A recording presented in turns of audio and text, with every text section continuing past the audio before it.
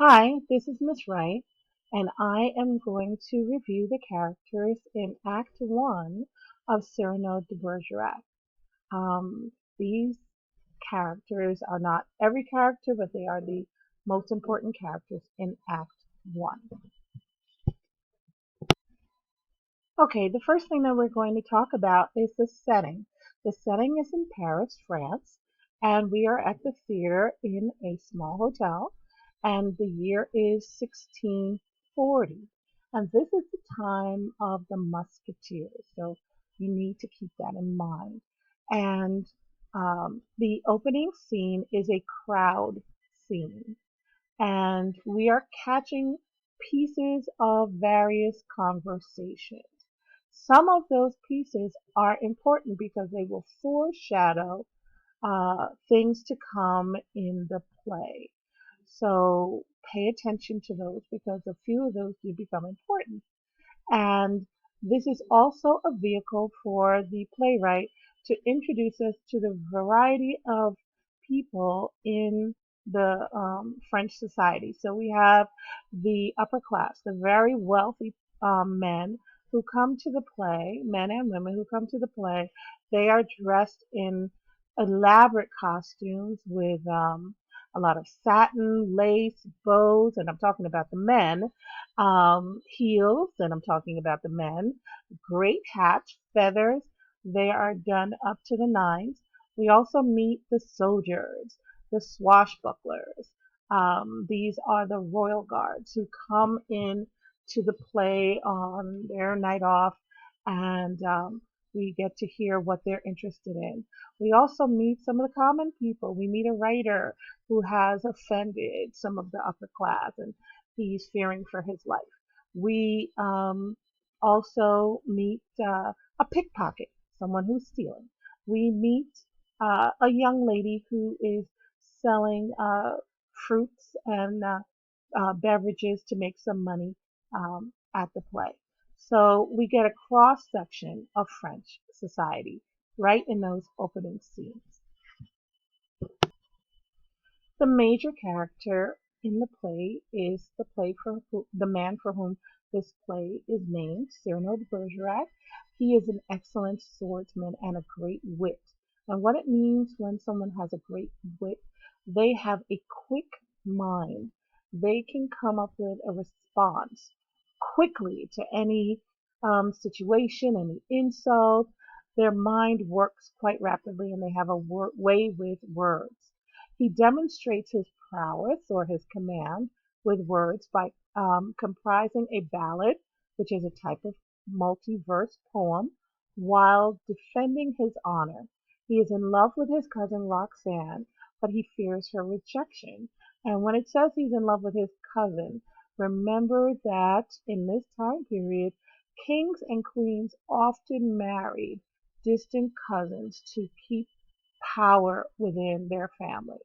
And so, because the kings and queens married their cousins, the common people never thought anything was wrong with it. So, when Cyrano is in love with Roxanne, uh, his childhood playmate and his cousin, no one in that society thinks there's anything wrong with doing that because this standard had been set by the royalty long, long, long ago. All right. He wears a white feather in his hat, which is a symbol of his integrity, his independence, his unstained values. Okay. Next, we have Christian de Neuvillette, and he is about to join the guards to serve with the cadets. He is very handsome, very easy on the eyes. He feels he has no brain and no wit. This is what he thinks of himself. He's interested in Roxanne. He's in love with Roxanne. He hasn't really met her or talked to her. He's seen her from afar. Um, fears that if he speaks to her, that he'll make an utter fool of himself and that she'll reject him. He is Cyrano's foil. So Cyrano is gifted in everything except looks, and Christian is the man who has the looks but not the wit, not the intelligence, not the way with words.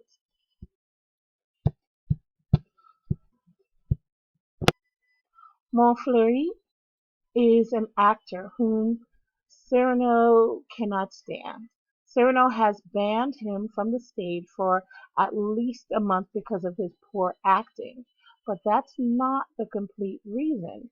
He also thinks of himself as an object of desire for the ladies and has looked on Roxanne romantically, according to Cyrano. And for this, Cyrano hates him.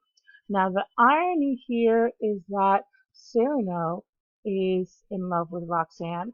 He's not physically attractive, but he dreams of Roxanne's affection.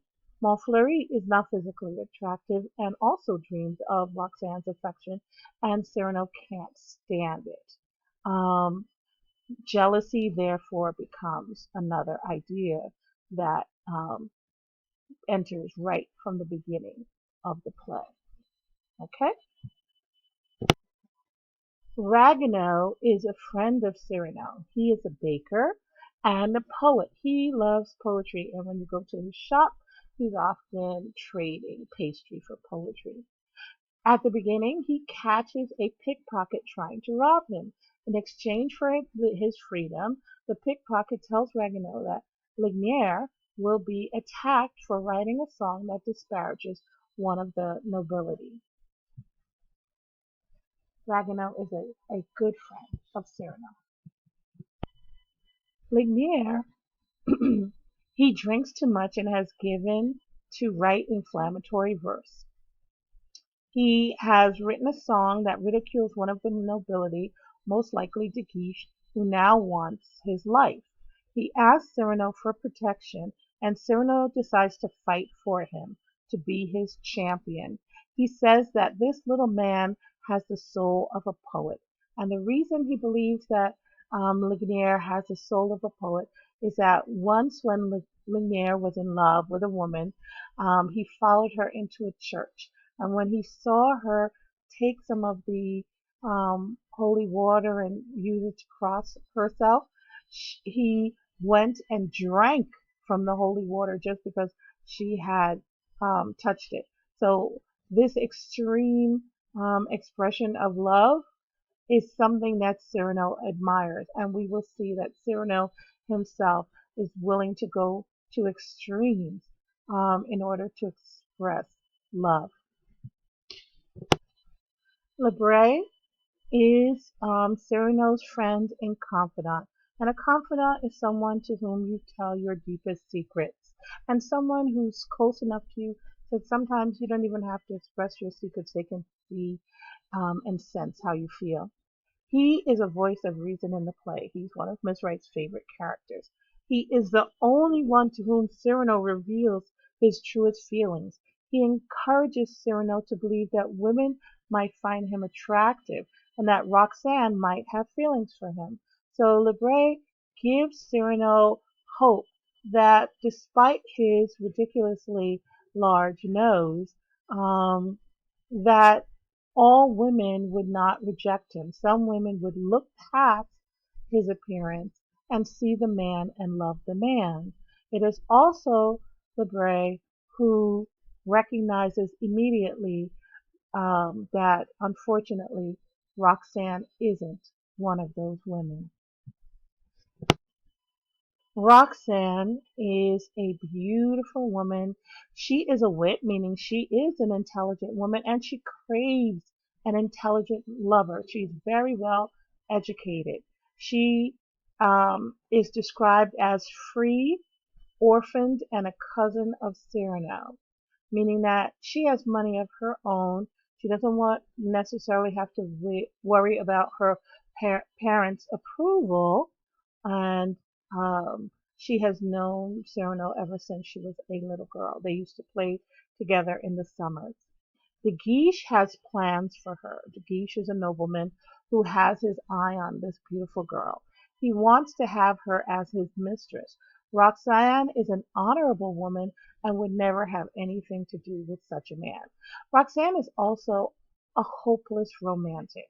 So she, at least at the beginning, we see that she is truly, it's like she's read all the books on love, and she thinks that love is how it is in books as opposed to the messy thing that it is in real life. De Guiche is a married man. He wants Roxanne. He wants her to marry his friend so that he can have her as his mistress. This is extremely sordid. So he's already married. He wants a mistress, but apparently cannot have a mistress openly. So he wants Roxanne to marry one of his friends so that he can have access to Roxanne with his friend's permission, and the whole thing just sounds absolutely outrageous. His plan has been exposed by Ligonier, and he now wants the little poet dead. Okay? Dark deeds. The Vicomte de Valvert. He is the man De Guiche wishes Roxanne to marry, in hopes of keeping her from Cyrano and Christian. He provokes Cyrano into a duel in the theatre. Unable to come up with a witty retort against Cyrano's torrent of poetry, he enters into a fight and is slain.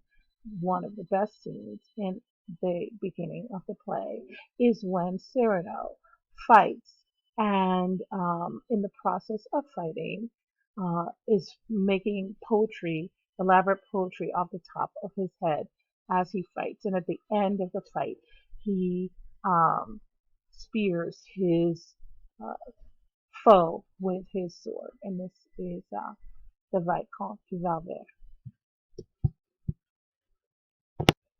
Okay, I tried to keep this short and sweet. I didn't tell you that much about the fact that Cyrano has a big nose because it's pretty obvious, and most people do know that. And more videos will be coming. I'll try to keep them short because I know your tolerance is waning. But please remember to subscribe so that throughout the week you get updates when I'm able to put those there. So it will help you for your presentations. And try to have a good week. I know that you're stressed out. Enjoy the sunshine, and I will see you soon. Shout out to all my great students, and I look forward to our next video. Bye bye.